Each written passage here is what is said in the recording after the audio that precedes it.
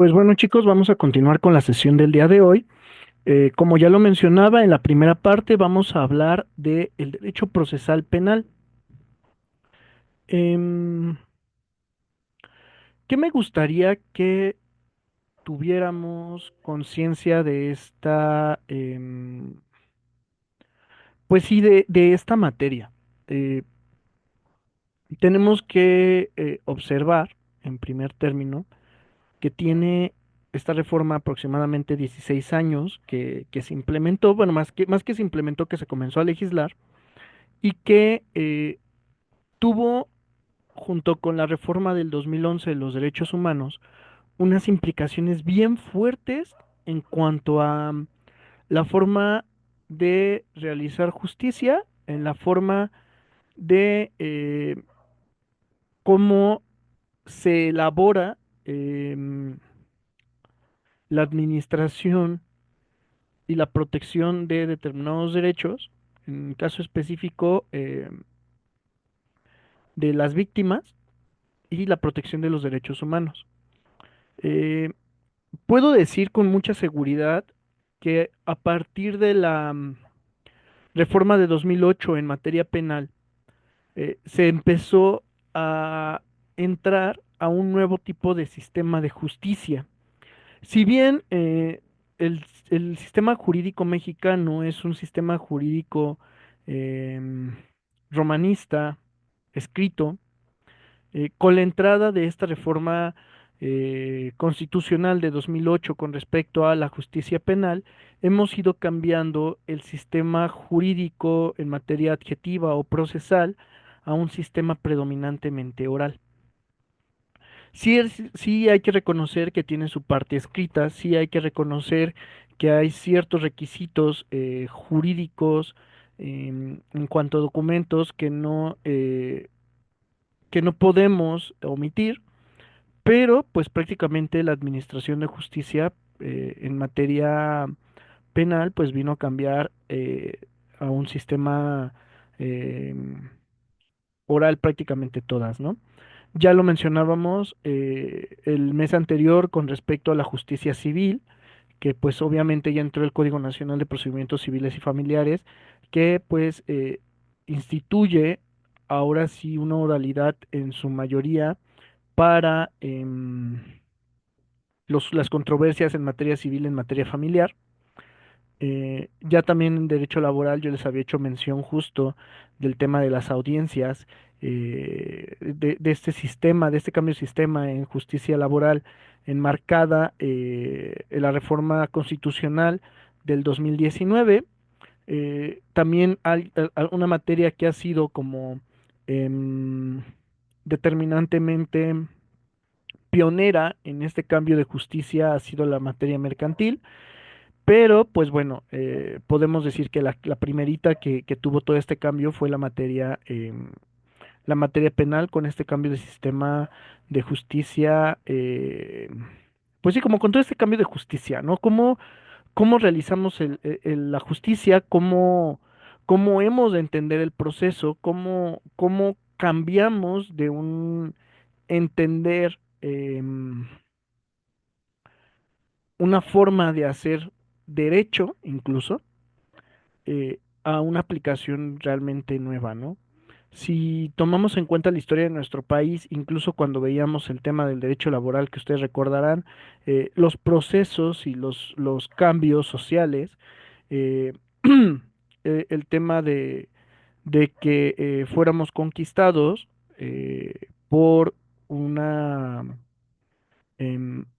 una nación europea, por un grupo de reinos europeos que buscaban su unificación en lo que hoy conocemos como España, pues obviamente nos heredó todo lo correspondiente al derecho romano, ¿no?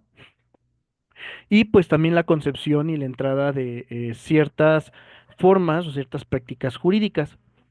Em, Como ustedes recordarán, y de sus clases de historia, de la prepa, de la primaria y de todo esto que vamos como recapitulando y que últimamente ha sido como de nueva cuenta volver a retomar con estos cambios políticos que de pronto buscan o quieren implementarse. con determinadas, pues sí, o sea, como con determinadas ideologías o con determinadas circunstancias históricas y sociales, pues se propugna, ¿no? ¿Qué tenemos que tener bien claro en materia penal, en materia del proceso? El proceso que anteriormente teníamos a la reforma del 2018, del 2018, del 2008, perdón, eh, y que en caso concreto eh, generaba cierta inseguridad, era un sistema de justicia inquisitorial. Este sistema de justicia inquisitorial es un regalo, por así decirlo, de la tradición romanista, es un regalo de la tradición cristiana que nos llegó, justo porque incluso pues el mismo nombre lo detalla. Era un sistema de justicia basado en cierta secrecía, en cierta formalidad documental, en cierto, o sea que al final del día lo escrito era lo que pues lo que tenía la última verdad, ¿no? Y que en la realidad, pues no necesariamente, y bueno, lo sabemos, no lo que esté escrito iba a implicar que la realidad histórica o que la realidad, pues sí que la realidad histórica sea tal cual como se haya señalado, ¿no? Sino que más bien, em, pues en ocasiones lo que está plasmado en la realidad del papel, pues no es lo más apegado a lo que realmente pasó. Y en el sistema inquisitorial, lo inquisitivo, pues era lo que predominaba, ¿no? Y obviamente esto que implica, pues cierta secrecía en el sentido de que únicamente voy a tener acceso, va a tener acceso, pues aquel que esté mencionado en los documentos, ¿no? Había ciertas extralimitaciones también de la parte juzgadora, em, en que pues es herencia ¿qué es herencia de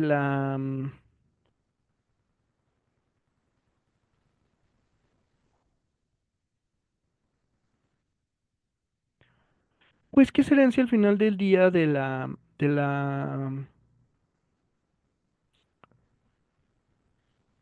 pues sí, que es herencia de la presencia de la Iglesia Católica, ¿no? De la Santa Inquisición, de estos tribunales que determinaban o no el cumplimiento de cierta normativa moral y religiosa, pues de este sector religioso, ¿no?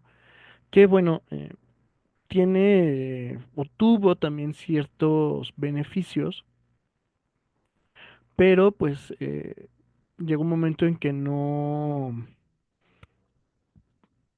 pues llegó un momento en el que ya no era suficiente, ¿no? En que ya no era,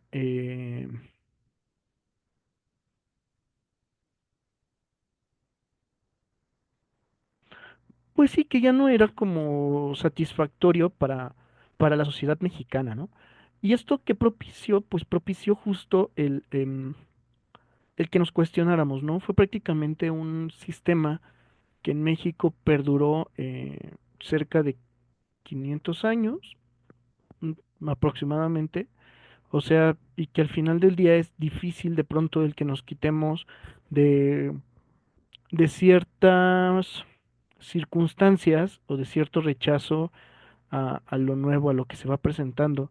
Em, Cuando yo estudiaba, hace aproximadamente unos 15 años, si no mal recuerdo son como 15, yo salí, no, perdón, 2009, salí en el 2000, bueno, me titulé en el 2014, van 10, sí, como 15 años aproximadamente. Esta reforma, cuando inicié yo la licenciatura, esta reforma tenía un año de haberse promulgado.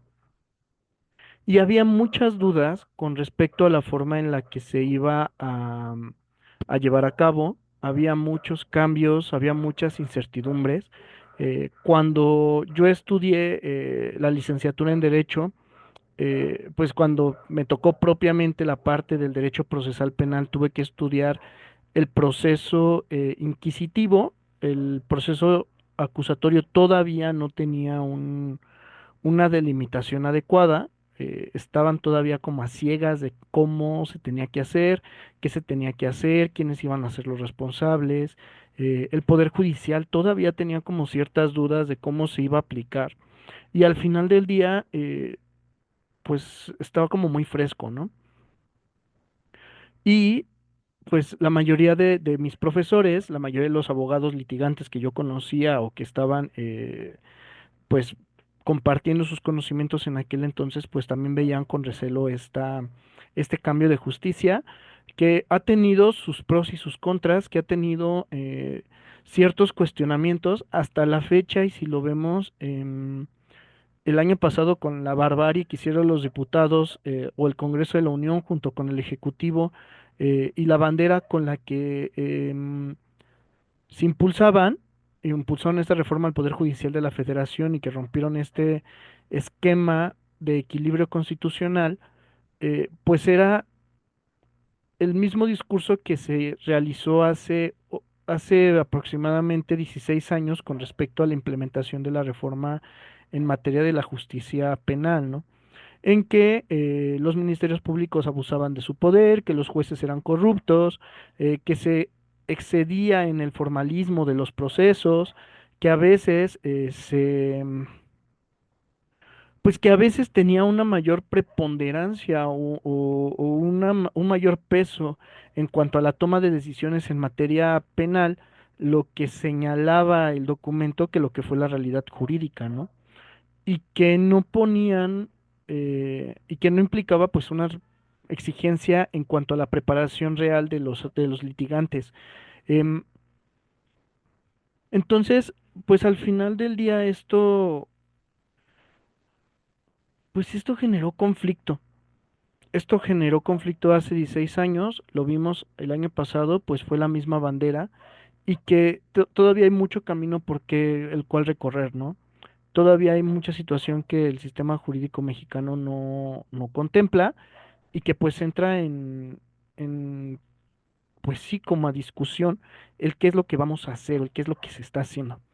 Pero bueno, o sea, creo que en su momento, pues esta reforma ha buscado una unificación de lo que tendría que hacerse en cuanto a la materia penal, y que ha ayudado a impulsar a una unificación en otras materias, ¿no? Ya lo platicamos el mes pasado con respecto al Código Nacional de Procedimientos Civiles, pues que unifica el procedimiento a una sola ley. Ya no hay 32 códigos de procedimientos civiles y familiares, ya únicamente hay uno aplicado para toda la nación, ¿no? Que ahora el gran reto es saber cómo se va a aplicar, que era lo que yo les mencionaba, ¿no? Pero en materia penal, pues bueno, esto ya venía dándose, ya venía pensándose, y que pues ya tiene su caminito recorrido. Que les repito, no implica que todo esté hecho, no implica que todo esté resuelto, pero pues ya se tiene una mayor trayectoria en el cómo se tienen que hacer las cosas, ¿no? Eh, y pues que fue una reforma que tardó 8 años en tener una vigencia y en tener una aplicatoriedad, en el sentido de que pues al final del día el límite que tenían toda la sociedad mexicana para la aplicación de esta reforma fue de un periodo de 8 años. Que si nos ponemos a pensar, eh, a diferencia de las otras materias, eh, los cambios han sido o sea, estos cambios fueron muy diferentes a lo que se dio, por ejemplo, en materia laboral, a lo que se dio en materia civil, en el sentido de que fue un periodo muy grande de poder determinar cómo se iba a caminar. Por ejemplo, en materia laboral, pues ya lo platicaba, fue una reforma que se dio pues que se dio en 3 años, ¿no? La implementación completa en todo el país. En materia civil, pues tiene poquito también, o sea, prácticamente fueron 2. O sea, ha sido de mucho, o sea, han sido como reformas muy al express, ¿no? Y no se calculó lo que en su momento o las implicaciones que en su momento tenía todo el marco social y jurídico de la reforma penal, ¿no? ¿Por qué les estoy diciendo esto? Porque sí es muy importante el que lo tengamos en cuenta. Eh, Fue una reforma que implicó una integración de todos los bloques sociales. Hubo muchas discusiones, hubo muchas implementaciones, Se tuvo que adecuar los planes de estudio, tuvieron que entrar las universidades a adecuar los planes de estudio, empezaron a crearse las primeras salas de juicios orales en materia penal, ya no, ya no eran las clases, o se buscaba que estos planes de estudio capacitaran a los estudiantes en derecho, a los futuros litigantes, en la realización de audiencias en materia penal y que pues no bastaba únicamente con el que fuera el maestro, se parara frente a los alumnos y diera su clase, ¿no? O sea, realmente implicó un echarle coco a cómo lo vamos a hacer, cómo se va a enseñar el derecho de una nueva manera, ¿no?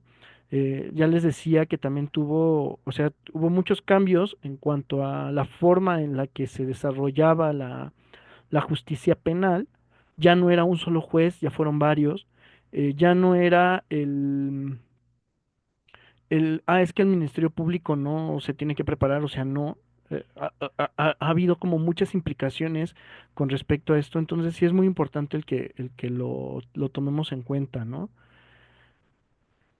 Pues bueno, como partiendo de de este contexto que yo ya les daba, ¿cuáles son las causas que propiciaron este cambio de sistema inquisitivo a un sistema acusatorio? Pues bueno, ya lo mencionaba hace un momento, la primera fue la percepción de la sociedad de un sistema de justicia lento, con iniquidad, corrupción e impunidad.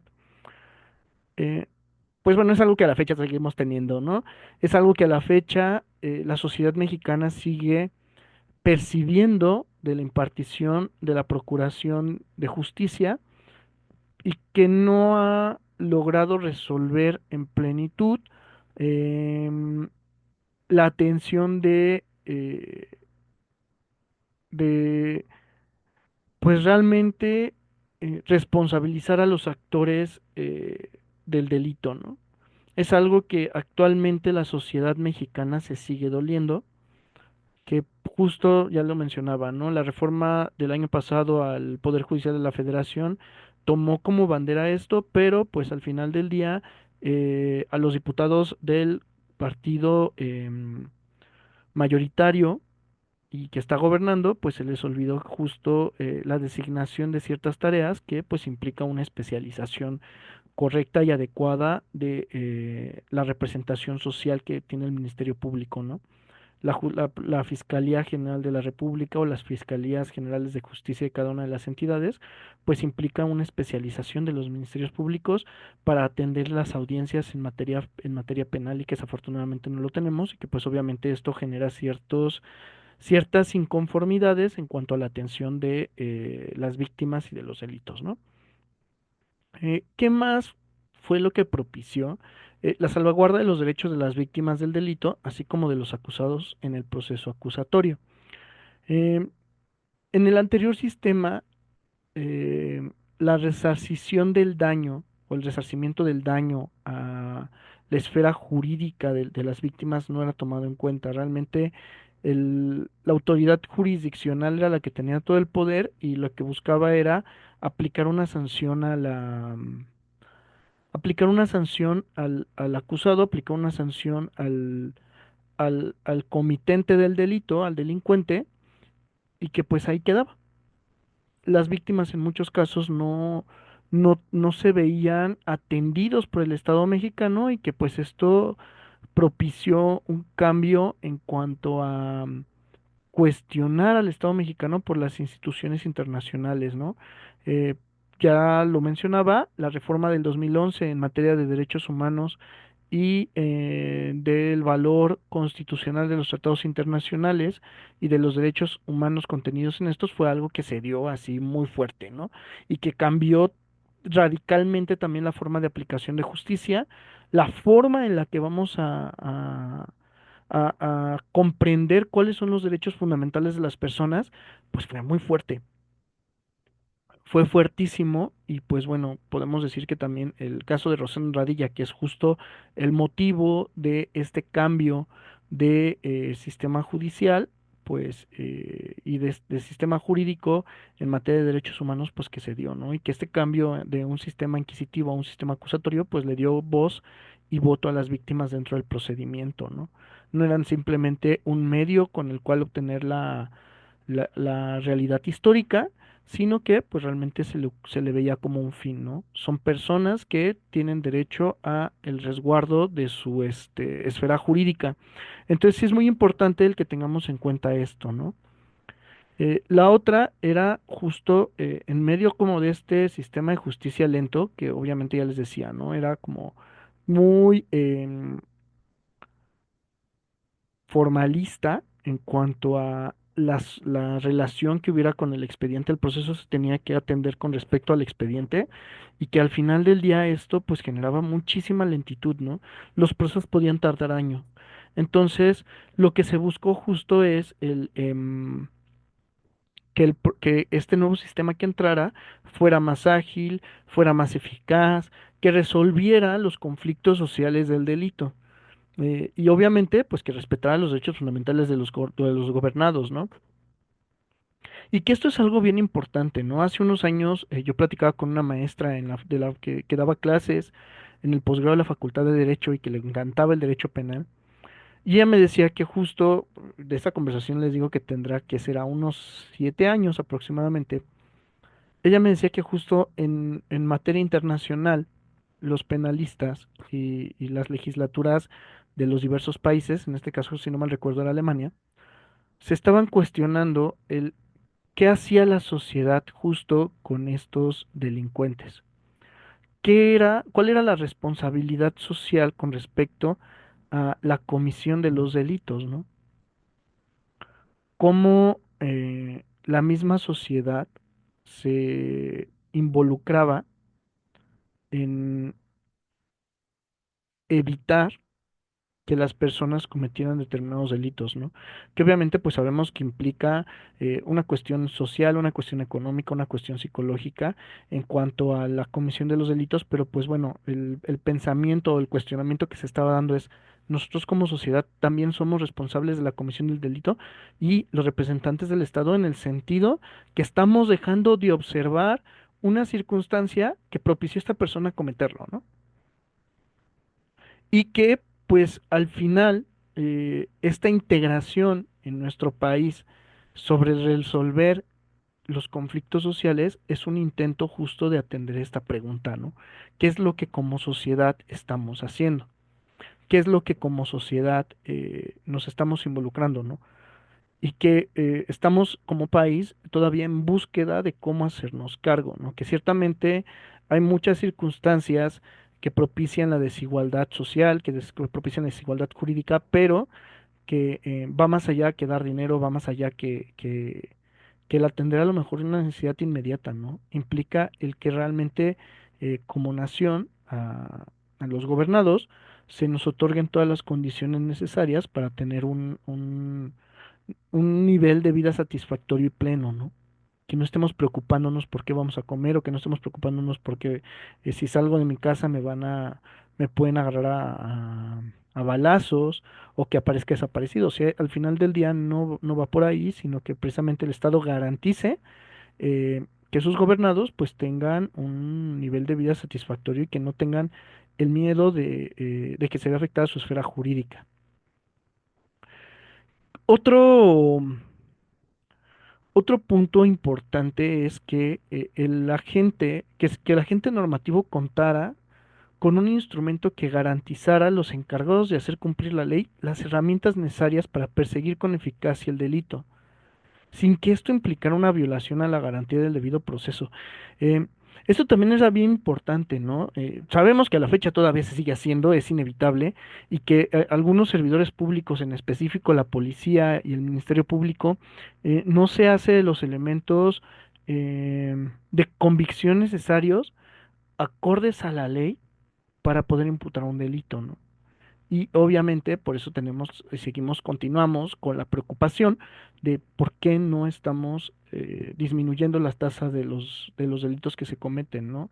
Es impresionante cómo mes con mes se va detallando cuántos muertos hubo, ¿no? O sea, qué es lo que estamos haciendo mal para que aumente y qué no estamos haciendo para que disminuya.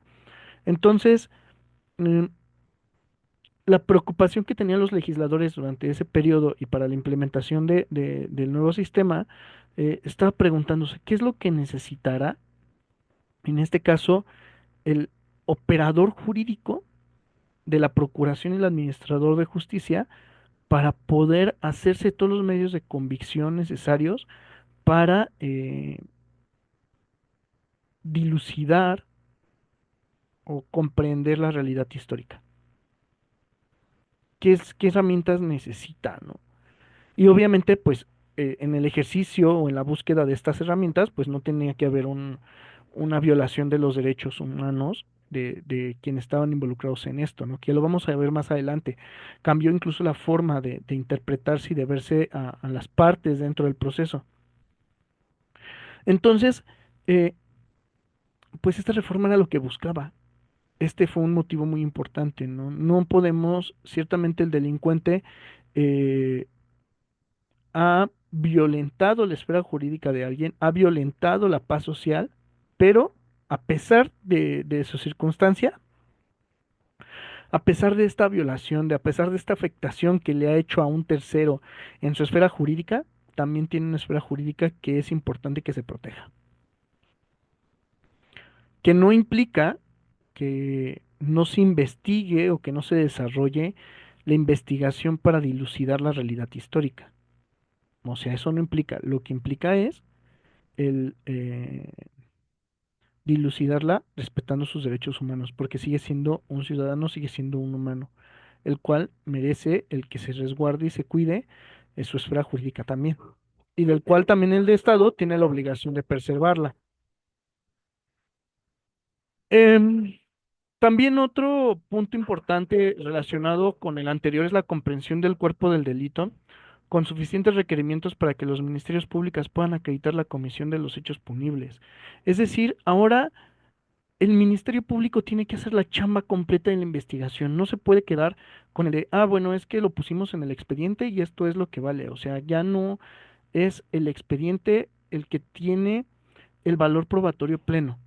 Ya no es el formalismo que en su momento por el sistema inquisitivo estaba. Ahora es, tú necesitas fundar y motivar el por qué estás acusando a una persona de la comisión de un delito. ¿Cómo estás acreditando que la acción, que la actividad de esta persona configura la tipicidad del hecho antijurídico, de la antijuridicidad? ¿Tienen qué pruebas, qué medios, quiénes estuvieron presentes, lo fundamentas, cómo lo desarrollas? Todo eso es ahora tarea del Ministerio Público.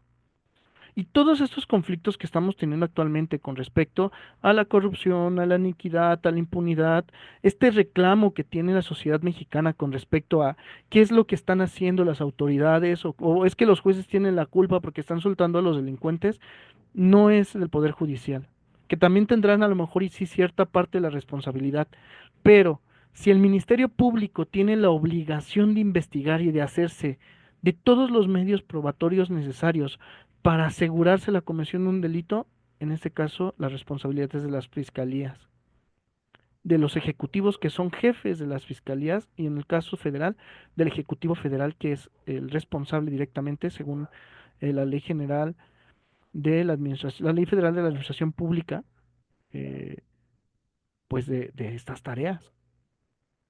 Los cuestionamientos tienen que venir hacia los ministerios públicos también. Entonces, vamos a ver una pequeña, eh, como algunos de los cambios, ¿no? Eh, que se dieron. Los artículos que se vieron modificados fueron el artículo 16, 17, 18, 19, 20, 21, 22, 73, 115 y 123 de la Constitución. Si se fijan, fueron uno, 2, 3, 4, 5, 6, 7, 8, 9, 10 artículos en específico que tuvieron que sufrir un cambio constitucional para la implementación de un nuevo sistema de justicia. Entonces, eh, sí es delicado, sí es importante el que veamos estas implicaciones eh, y cuáles fueron como los cambios, ¿no? Vamos a ver un video sobre la reforma constitucional de 2008.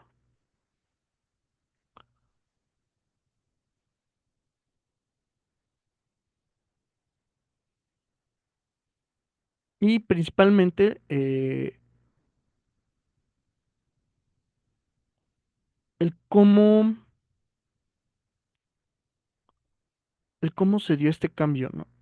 Las implicaciones fuertes que tuvo y que sí es importante eh, el que lo logremos percibir. Entonces, dejen abre un momento esto.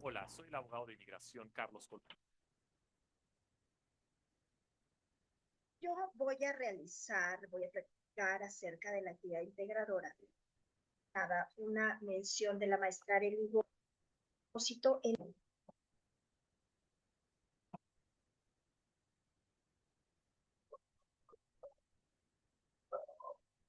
Y ahora ya está tardando un poquito.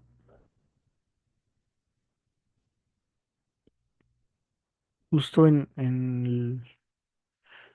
ahora no quiere el internet. Perfecto. Voy a compartir pantalla. El nuevo sistema de justicia penal en México es la respuesta a la demanda ciudadana que exige soluciones inmediatas a un problema de confianza en nuestro sistema de justicia.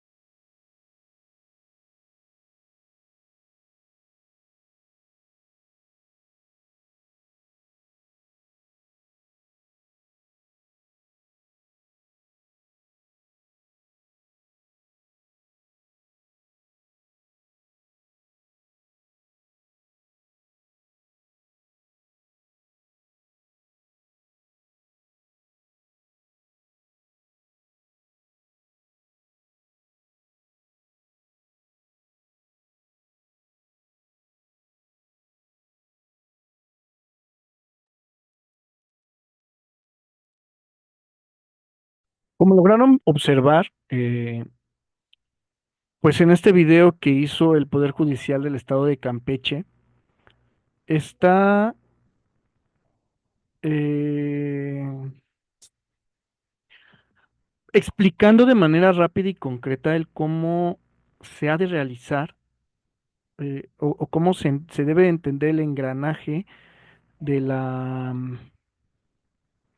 pues sí, cómo se debe de entender el engranaje de la actividad jurisdiccional y de procuración de justicia en materia penal, ¿no? Y que si vemos, y se pudieron dar cuenta, el video tiene cerca de 10 años, estamos hablando que es del año 2014. O sea, justo a 2 años de que comenzara a tener vigencia ya de manera plena el nuevo sistema de justicia penal, que ya no es tan nuevo, pero que parece aquel entonces todavía estaba en pañales y que pues da de manera muy sencilla el cómo delimitar cada una de las tareas, ¿no? Entonces, sí es súper importante el que nosotros tengamos conciencia de esto. Si nosotros no tenemos conciencia de la responsabilidad social que tenemos como sociedad, como litigantes, como abogados, sobre la tarea jurisdiccional, nunca vamos a poder poner nuestro granito de arena con respecto a solucionar esta problemática de los delincuentes o de la materia a la que ustedes se dediquen, ¿no? Entonces, sí es muy importante el que logremos identificar esto, el que estemos capacitados y bueno, de manera rápida y como en el video lo lograron observar, hubo como ciertos puntos muy importantes que marcar. ¿Cuáles fueron los cambios principales? Eh, el sistema acusatorio con respecto al sistema inquisitivo o inquisitorio concentraba la investigación y acusación en el Ministerio Público y el Ministerio Público era el que influía en la determinación de la culpabilidad. Acá no. Acá se separan las funciones. El Ministerio Público tiene que hacer sus funciones em,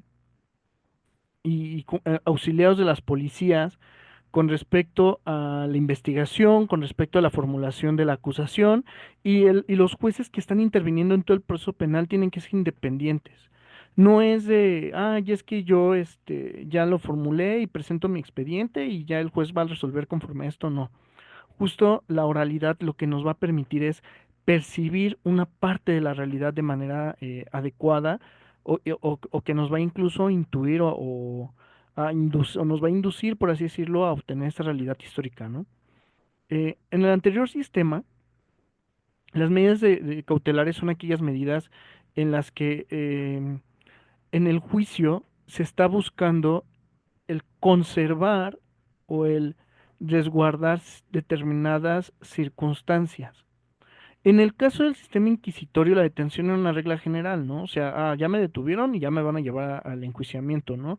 Y ya se tiene una presunción de, no de inocencia, sino de culpabilidad con respecto al hecho que se me está imputando. Entonces, ¿esto qué propició? Pues justo que ahora la medida cautelar solo sea en determinados casos, ¿no? En los casos que la ley misma señale como pues sí, que la ley misma señale como necesarios para una medida cautelar. Pensemos en un tema de un homicidio, de un feminicidio o de un tema de narcotráfico o de secuestro, ¿no? Estamos hablando de ciertos delitos que son más complicados, que tienen una seriedad que pues impiden el, el que en este caso el acusado pueda llevar todo el proceso en libertad, ¿no? Y que se le presuma em, y que no se le presuma como su inocencia, ¿no? Justo para que se pueda ordenar la detención, pues necesita cumplir con todos los requisitos de ley. Em, Aquí en el tema también de la misma forma en la que se lleva el proceso, y lo vamos a ver un poquito más adelante. Cuando nosotros tenemos, y espero que poco a poco se vayan involucrando en los juzgados, que vayan yendo a los tribunales, eh, cuando ustedes van a un juzgado civil o cuando ustedes van a un juzgado laboral, o del que sea, eh, antes únicamente quienes tenían derecho a saber y a conocer de lo que estaba sucediendo en ese expediente, pues las partes que estaban designadas en en el expediente, ¿no?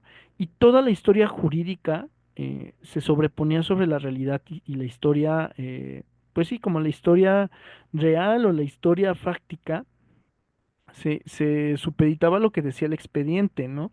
Y nadie iba a poder conocer de manera lo que estaba pasando con respecto a ese expediente, porque pues las audiencias eran, sí eran públicas, pero pues eran cerradas en el sentido de que únicamente voy a conocer yo el contenido de ese expediente o sea, del contenido de la audiencia por el expediente escrito, ¿no?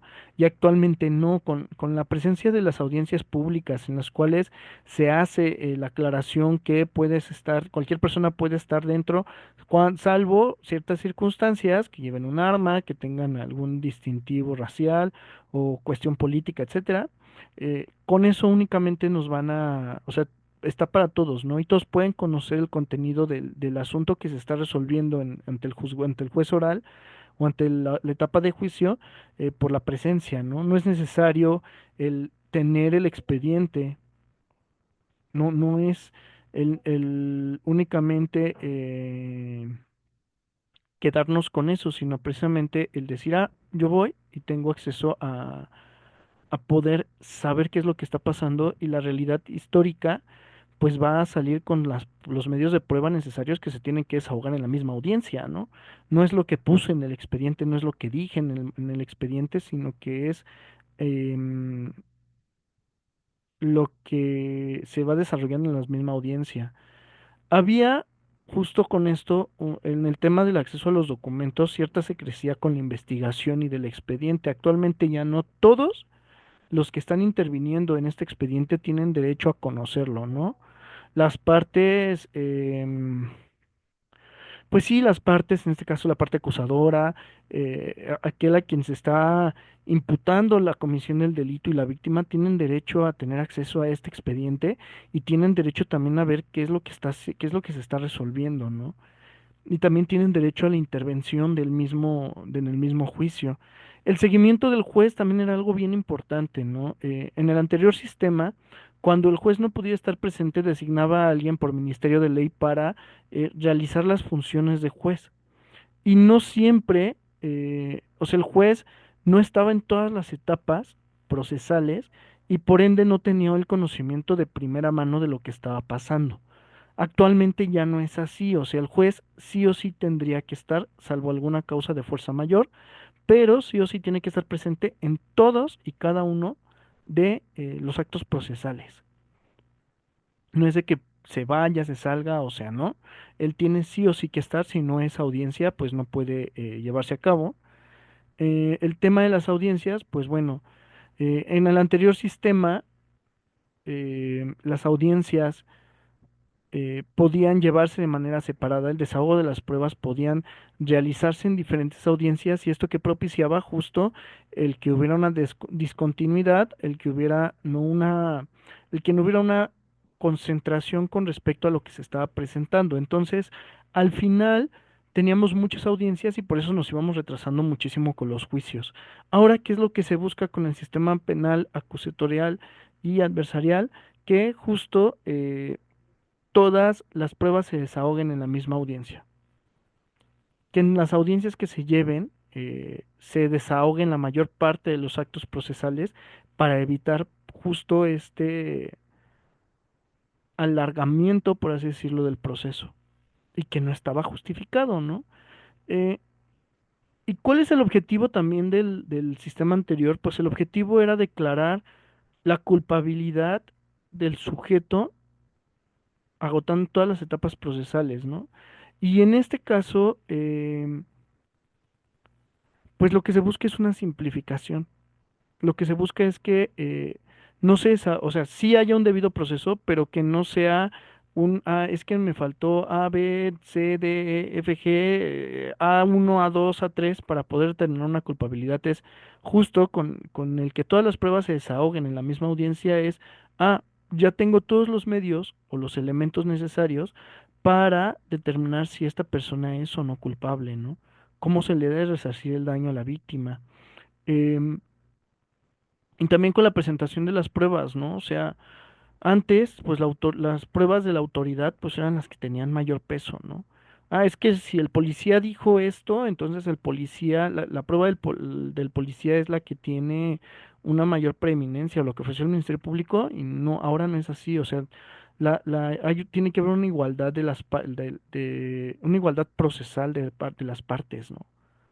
Entonces sí es súper importante el que veamos justo esta transición, este cambio. Em, y que fue una forma de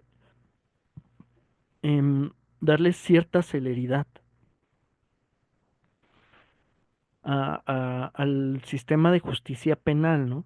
Entonces, esta reforma que se dio justo como con todos estos cambios y que en su material de apoyo van a poder encontrar una tablita justo de cuáles fueron como los cambios importantes en, en, en los artículos constitucionales, principalmente 16, 17, 18, 19, 20, 21 y 22, es la que les va a permitir el comprender qué es lo que se está haciendo actualmente, ¿no? Sí, por favor, en esta parte pues, ustedes profundicen, descarguen la Constitución. La Corte ha sacado algunos cuadernillos de jurisprudencia o también incluso el Senado y la Cámara de Diputados han sacado publicaciones ya un tanto viejas en el sentido de que justo se dieron para poder aclarar todas las dudas en cuanto a la reforma de justicia penal. Y pues ahí sí, por favor, profundicen, métanse, rásquenle y vean videos, ¿no? O sea, en aquel entonces había mucho material, actualmente hay mucho que les permita el comprender el por qué están teniendo, el por qué se dieron más esos cambios, ¿no? Eh, Vamos a pasar a la segunda partecita, que es cuáles son algunas de las características del proceso penal acusatorio. Lo primero es que tenemos que entender qué es el proceso. El proceso es el instrumento jurídico que tiene el Estado para imponer una sanción a aquella persona responsable del delito. Si recuerdas la clase del mes pasado, Derecho Procesal Civil, decíamos que el proceso era justo, em, la, es justo lo que estaba buscando era el resolverse o el que se determinara el cumplimiento de una obligación de dar, hacer o de no hacer. Entonces, al final del día, en el cambio que hay en esta materia con respecto a la materia civil, que es el conjunto o es el instrumento jurídico para poder determinar el cumplimiento o no de determinadas obligaciones, acá es para poder determinar la culpabilidad o la responsabilidad de la comisión de un delito. Aquí, pues obviamente el derecho penal, y como lo debieron de haber visto en su clase de derecho penal, el derecho penal y el derecho procesal penal son de interés público. ¿Por qué? Porque justo el Estado es el que se tiene que encargar de velar, ya lo decía, que todas las esferas jurídicas sean respetadas y sean cuidadas, ¿no? Entonces, la comisión de un delito rompe justo con esta paz social y con este resguardo de la esfera jurídica por parte de una persona. Entonces, ¿qué es lo que tiene que hacer el Estado? Pues justo el garantizar esta impartición de justicia. Eh, si ustedes recordarán, o si pueden darle una leída al contrato social de Rousseau y al espíritu de las leyes de Montesquieu, o incluso si quieren el Leviatán de Hobbes, cuando estamos hablando de la entidad del Estado, estamos hablando de un determinado contrato social. Este contrato social lo que hace, a grandes rasgos, o esta ficción, lo que hace es el ceder una parte de la voluntad, en este caso del ciudadano, de su voluntad, para que un ente común o generado de una colectividad le garantice su supervivencia. Entonces, Si yo estoy formando parte de este Estado y le he dado parte de mi voluntad para no ejercer violencia, para no ejercer o para no privilegiar esta justicia privada o esta venganza privada que se daba al inicio de todas las sociedades humanas, entonces lo que yo estoy obligado o el Estado está obligado justo es a garantizarla, ¿no?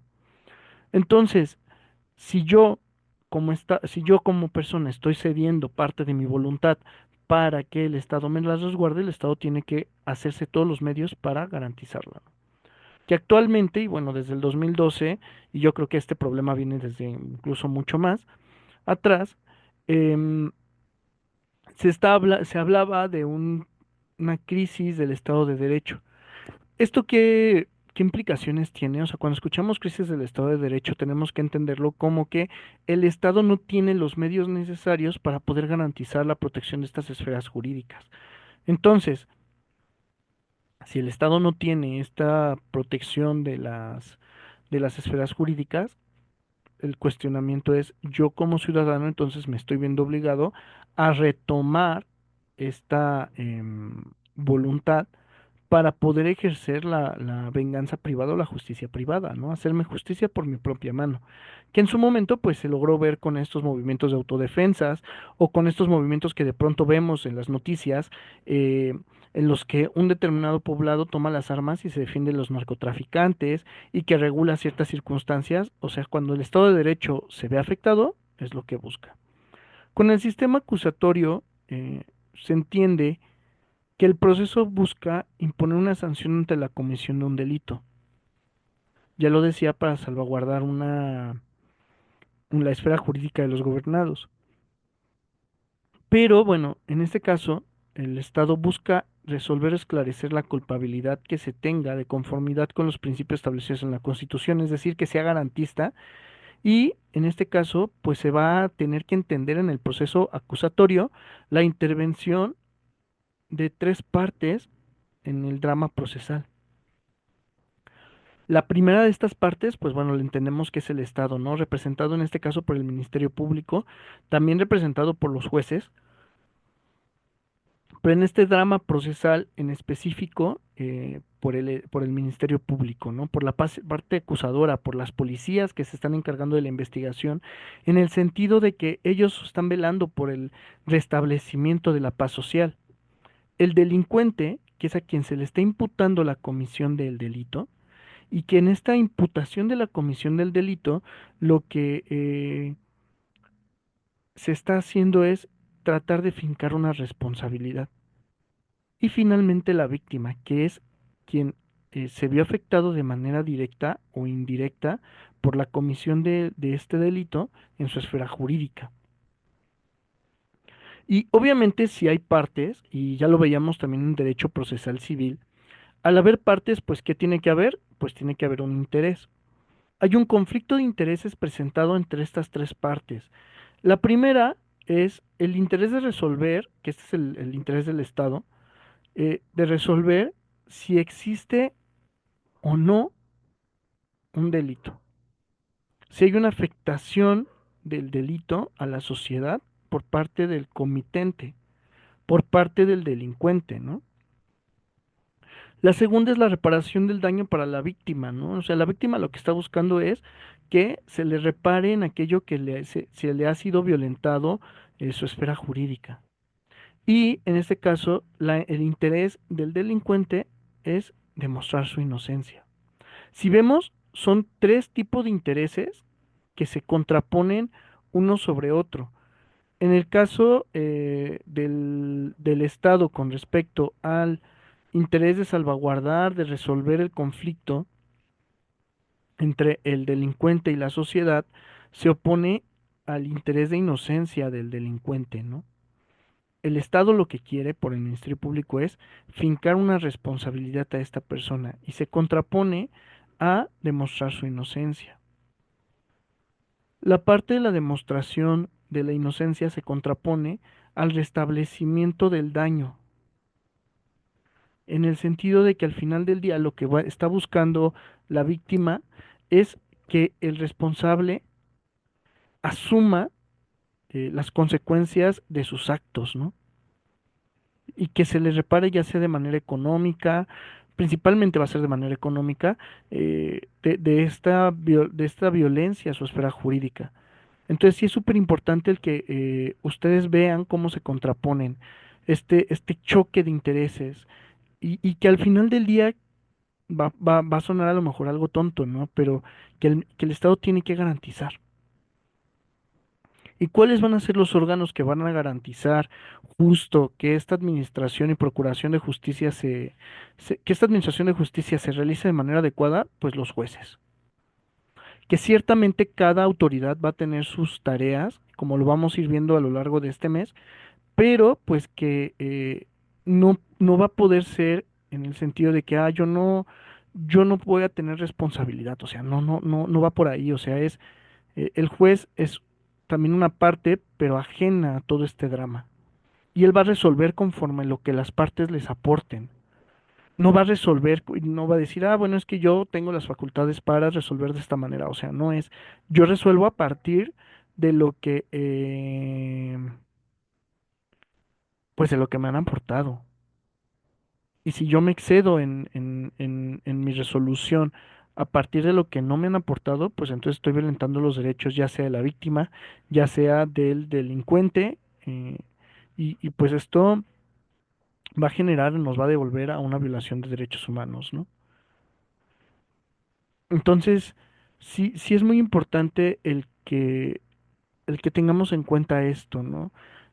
Lo repito y voy a ser muy reiterativo, lo que se está buscando en el derecho procesal penal es la búsqueda de la verdad, la búsqueda de la verdad histórica, no tanto de la verdad jurídica. La verdad jurídica sí puede estar presente, pero lo que estamos buscando es que no sea simplemente el proceso, el procedimiento y llevarlo por llevarlo, sino que realmente se pueda vislumbrar la realidad, pues sí, la verdad histórica,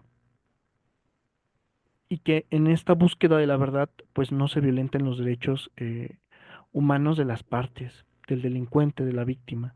Em, y pues obviamente, si esta construcción que se van a ir dando entre las partes genera anomalías, pues nos vamos a encontrar, lo digo, con violación a los derechos humanos.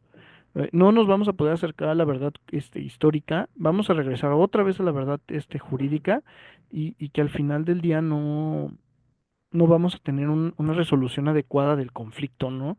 Las partes van a quedarse con esa sensación de no se me hizo justicia, y que justo esta reforma se hizo en atención a esto, ¿no? Eh, ¿Qué es también lo que buscaba? Pues justo la imparcialidad del juez.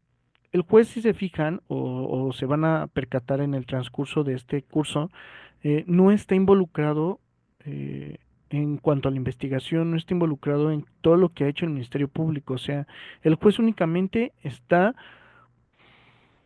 para resolver el conflicto. El juez únicamente está para dar razón de lo que las partes le han ofrecido, y que pues es lo único que tiene que hacer es resolver conforme lo que la ley le faculta, no más. Y el Ministerio Público tiene que realizar la acusación conforme lo que pues lo que ha ido encontrando, ¿no? Lo que la policía le ha entregado, pues sí, o sea, como con lo que va teniendo en el descubrimiento de la realidad histórica, de la verdad histórica. Em, Se habla de un sistema acusatorio porque, pues, ¿qué es lo que motiva todo el movimiento de la actividad jurisdiccional? Pues la acusación. Esta acusación viene del representante social, que en este caso es el Ministerio Público. Como recordarán, en materia de derecho civil, lo que motivaba al movimiento de todo el órgano jurisdiccional, pues era el derecho de acción del gobernado, ¿no? El derecho de acercarse y decirle al Estado, en este caso por medio de los jueces, oye, tal peladito no ha cumplido con esta obligación o tal, no ha hecho esto, entonces yo lo voy a demandar acá. Pues es el Estado a través del Ministerio Público el que incentiva, eh, o más que el Ministerio Público, más bien es la víctima la que a través del Ministerio Público incentiva todo el movimiento procesal. Este, y sí, pues es muy importante el que ustedes puedan lograr observar la responsabilidad que tenemos como defensores, en el sentido de que en materia penal, y es algo por lo cual yo no me dedico como a esta materia, es que en materia penal no estamos hablando de una cantidad de dinero únicamente, ¿no?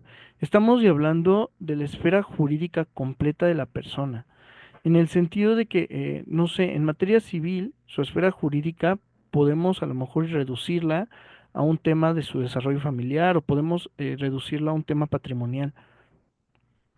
En materia del trabajo, al establecimiento o a la permanencia de una relación de trabajo, ¿no?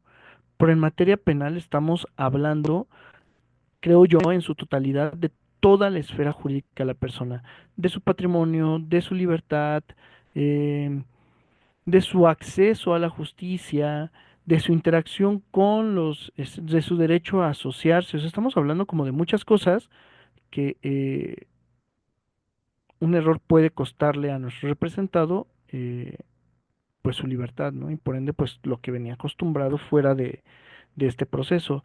Entonces, sí, por favor, le suplico que tomemos conciencia con respecto a lo que estamos haciendo día a día, ¿no? En el ejercicio del derecho, para qué lo queremos ejercer, ¿no? ¿Se quieren dedicar al penal?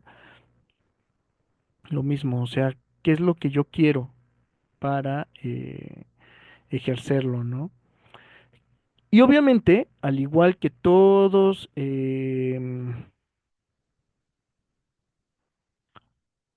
al igual que todas las materias, eh, el derecho procesal tiene, en este caso el derecho procesal penal, descansa sobre ciertas características fundamentales. Y estas características, a su vez, descansan sobre principios fundamentales que rigen todo el proceso. ¿Cuáles son las características del derecho procesal penal acusatorio? En este caso, el primero es que descansa sobre el principio de democracia. Este principio de democracia, ¿en qué radica? En que justo todas las partes tengan una participación activa en el drama, en el juicio, ¿no? Es decir, que estén bien involucrados en las etapas del juicio que son la investigación, perdón, la etapa intermedia, la etapa del juicio oral, la etapa de la impugnación y la etapa de la ejecución. O sea,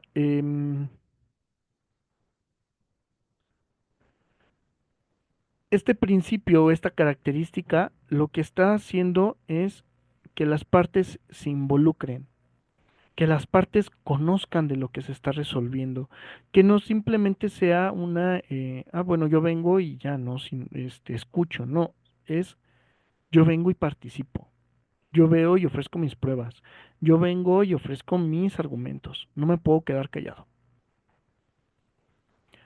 Entonces, este principio de democracia busca justo su intervención en todas y cada una de las etapas procesales. Y que esto es bien importante, ¿no? En el desarrollo de estas etapas procesales, pues que se satisfaga pues el trabajo jurídico de los mismos. Eh, otra característica es el equilibrio entre el respeto a las garantías y la eficacia de la persecución penal. Justo como se tiende a una participación activa, se busca que haya un equilibrio en las posibilidades entre las partes para poder resolver la controversia. Y obviamente en esta intervención, en esta búsqueda de resolver la controversia, lo que tampoco se busca es que haya una violación de los derechos de alguna de ellas, ¿no? Lo que se busca es justo el que se pueda dialogar y el que se pueda debatir con respecto a la comisión o no del delito. Y que esto que va a generar, pues al final del día, va a generar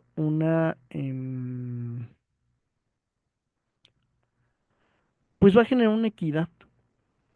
No es de que una de las partes se le prive de participar, o sea, al final del día sí tiene que tener su tiempo, tiene que tener sus momentos, pero pues a todos lo que aporten todo va a tener exactamente el mismo valor probatorio, ¿no?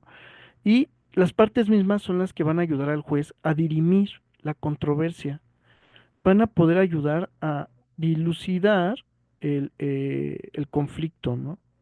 Y que la aplicación de la ley penal en la resolución no implique el enjuiciamiento de personas inocentes, sino que en todo momento se le presume inocente hasta que se dicte la resolución.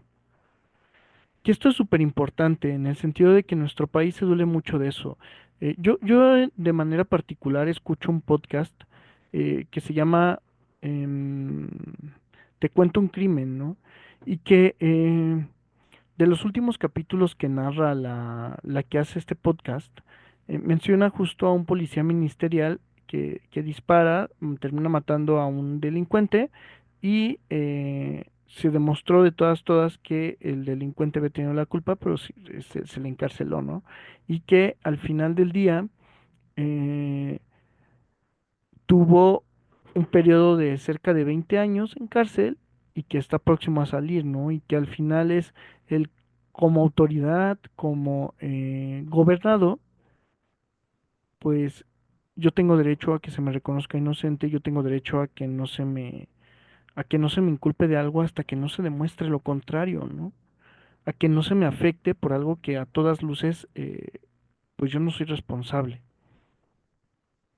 Y pues obviamente esto que trae como consecuencia el que sea también otra característica, el adversarial. Estos rasgos adversariales que implican, pues que justo las partes están en defensa de sus propios intereses, de sus pretensiones, ¿no? Y cada una va a tener que aportar los argumentos y los medios necesarios para que se pueda cumplir o satisfacer esta pretensión. Entonces sí es importante el que podamos observar y conocer estas cuatro características, ¿no? Que es, en este caso, eh, la característica de democracia, del equilibrio entre el respeto de las garantías, la necesariedad de una acusación y este rasgo adverso con respecto a las pretensiones de cada uno de los intervinientes en, sí, como de su participación en el drama procesal, ¿no? Y bueno, una vez que hemos hablado sobre las características, tenemos que retomar o tomar los principios que fundan eh, todo el esquema o todo el entramado em, del drama procesal o de lo que nos va a ayudar a responder las preguntas de estos cuestionamientos, ¿no? Que son en específico 6 principios y que es muy importante el que los tengamos en cuenta. Estos 6 principios son oralidad, publicidad, contradicción, inmediatez, concentración y continuidad. Estos principios son fundamentales y van perdón, todo el proceso penal. De manera introductoria vamos a ver otro video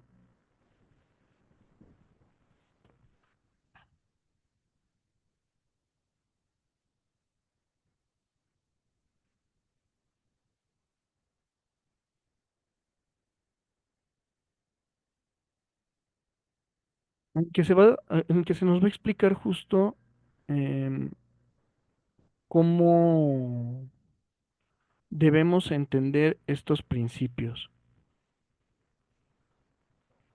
Y este va a ser un video emitido por una institución de enseñanza del derecho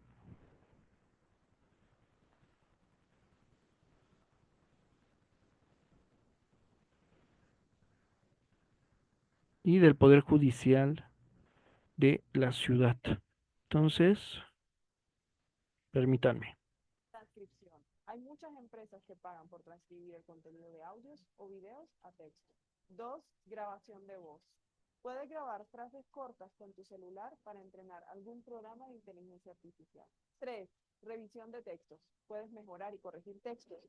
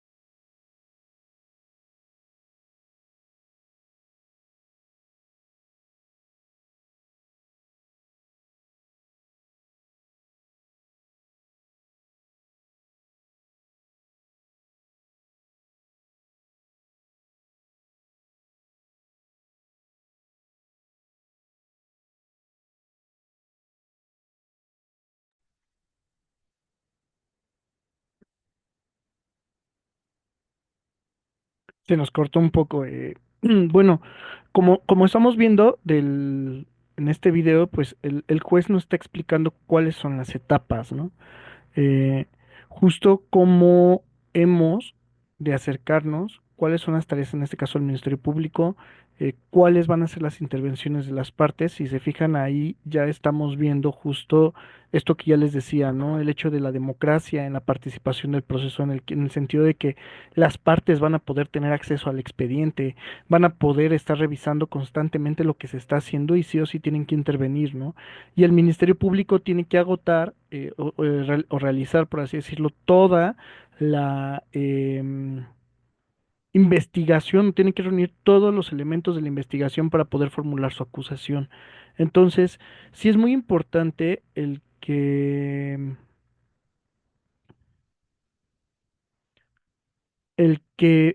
identifiquemos cómo tenemos que irlo desarrollando, ¿no?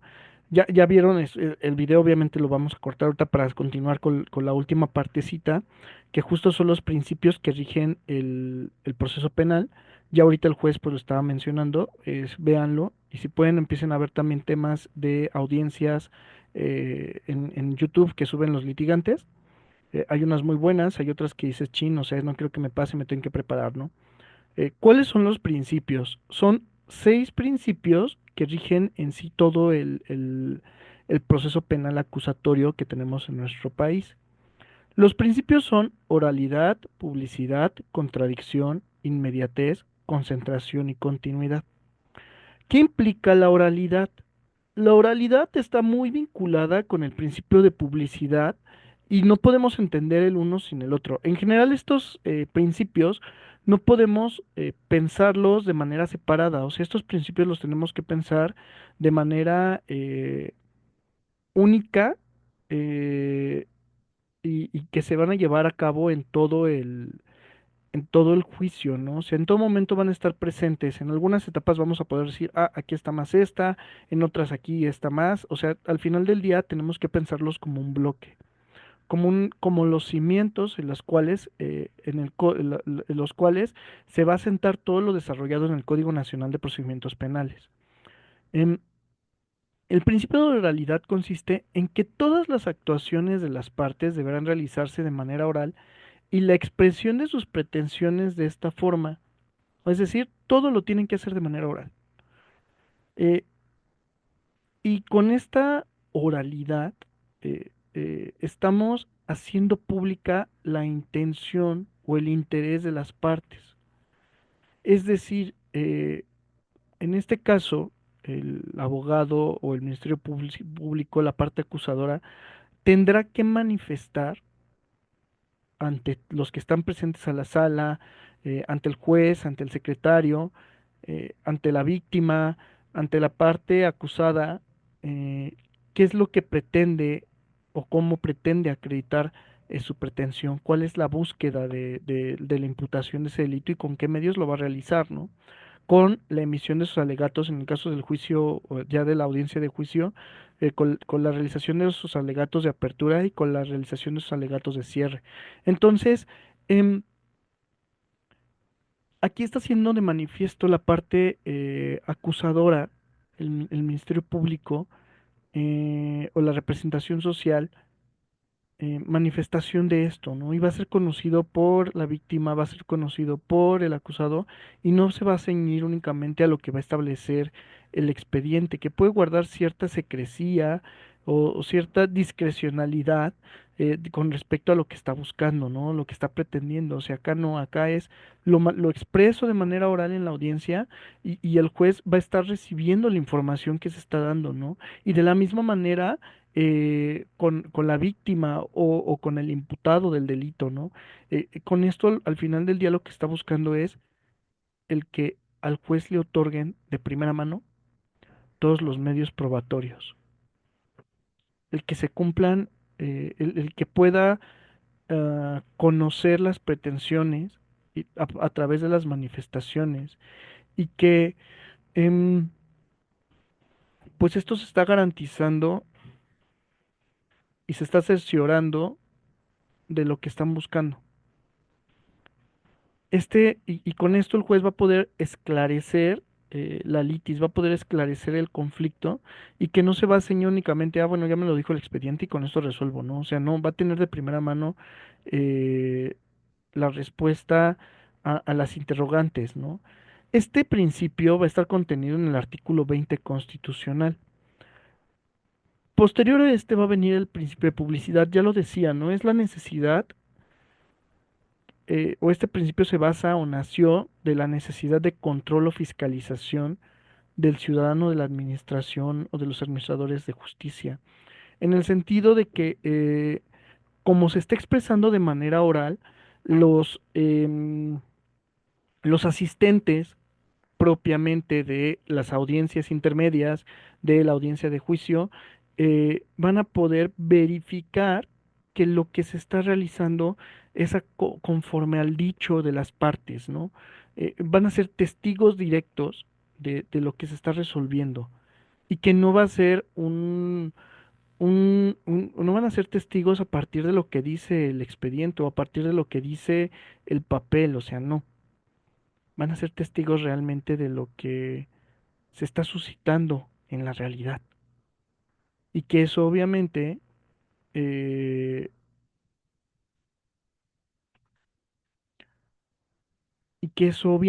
pues va a permitir el que haya una mayor tranquilidad para el ciudadano o para los asistentes de estas audiencias, que no se está haciendo algo en contra del derecho, que no se está haciendo algo que violente las garantías procesales o las garantías de los ciudadanos, ¿no? Posterior a esto vienen perdón, los últimos cuatro, y estos los tenemos que entender así como pegados en un bloque completo, ¿no? Como un tabicón grandote, en el sentido de que la primera es que tiene que haber un principio de contradicción. Este principio de contradicción de manera esencial es la oposición de las partes en el conflicto, en donde cada uno va a defender sus pretensiones y tiene derecho a una intervención en las audiencias, ¿no? Esto que va a presentarse en tres situaciones fundamentales. Es el derecho fundamental en el que se reconoce la prohibición a la indefensión, es decir, las partes tienen que estar asistidas al juicio, a las etapas, eh, y pues también resalta el ejercicio amplio del derecho a una defensa adecuada, ¿no? Eh, el día de ayer estaba viendo un video de una audiencia intermedia, de una audiencia inicial en la cual el abogado, por desconocimiento de la ley y de cómo se llevan las audiencias intermedias, termina siendo retirado del asunto y el juez le designa, en este caso al imputado, una defensoría pública, ¿no? Entonces, ¿esto qué nos está diciendo? Que justo como abogados tenemos que estar bien preparados para poder asumir estas audiencias, ¿no? Tenemos que tener el conocimiento del asunto que estamos representando y que al final del día esa es nuestra chamba, esa es nuestra tarea como, perdón, abogados litigantes. Eh, También reconoce el derecho de las partes eh, a poder conocer de lo que se está resolviendo, ¿no? El derecho de las partes a estar presentes en esas audiencias y que lo conozcan. No se vale el que no se tenga el reconocimiento de estas. O sea, al final del día, lo que está buscando es la concreción de una buena defensa y la concreción de una actividad jurisdiccional que no violente derechos humanos. Los abogados que se dediquen a la materia penal y a cualquier otra materia tienen que estar atentos a lo que pasa en las audiencias, si no, un error puede ser garrafal y puede destrozar completamente el juicio, ¿no? Y afectar a su representado. Y eh, también está implicada intrínsecamente el que el acusado o el procesado deba ser oído, que tenga su garantía de audiencia resguardada. El principio de concentración, además de esta implicación que tiene de que las partes estén presentes, de que conozcan el expediente, impone la necesidad de que estén presentes en todas y cada una de las etapas procesales de sus actuaciones. Y busca, a su vez, evitar retrasos en los formalismos, ¿no? Y también implica una continuidad de sus actuaciones. O sea, yo tengo que estar presente, el juez tiene que estar presente también, y tenemos que dar paso a que las etapas procesales vayan cumpliéndose, vayan siendo muy ágiles, vayan em, depurándose una tras otra, ¿no? Que no haya interrupciones, que no haya suspensiones, porque esto pues que genera pues mayor descontrol. Y también implica que en las audiencias pues se realicen la mayor parte o la mayor cantidad de actos procesales necesarios. Posterior a la concentración va a venir el principio de continuidad. Este principio de continuidad tiene que ver con el anterior en el sentido de que lo que busca es, ya lo decía yo, que haya una continuidad de todos los actos procesales, que las audiencias sean lo más ágiles posibles, que las audiencias busquen el desarrollarse de manera ágil, que no haya interrupciones innecesarias de las partes, que sus intervenciones sean fundamentales para dilucidar, para resolver el conflicto y que con esto podamos dar cabida a una resolución. Y finalmente, el principio de inmediación, algo que pasaba anteriormente en el sistema jurídico inquisitorial, era que en ocasiones el juez no estaba presente en todos los actos procesales, designaba al secretario de acuerdos o al secretario proyectista o a alguien facultado por Ministerio de Ley para que pudiera llevar las audiencias. Entonces esto propiciaba que justo el juez no tuviera conocimiento de todo el expediente y que de pronto en la resolución en las sentencias o en las resoluciones fueran contradictorias a los medios aportados, ¿no? Y únicamente se basaba en lo que decía el expediente y esto generaba cierto descontrol del conocimiento que pudiera tener la autoridad jurisdiccional. Entonces, con este principio lo que se busca es justo el que se atienda de manera certera y real eh, la presencia del juez, que él sea el que tenga el conocimiento, que pueda garantizarse que él sabe de lo que se está hablando y que no sea nada más una presencia eh, a oídas, ¿no? Vamos finalmente en estos poquitos minutos a terminar de ver el pedacito del video que en Zoom nos hizo favor de sacarnos.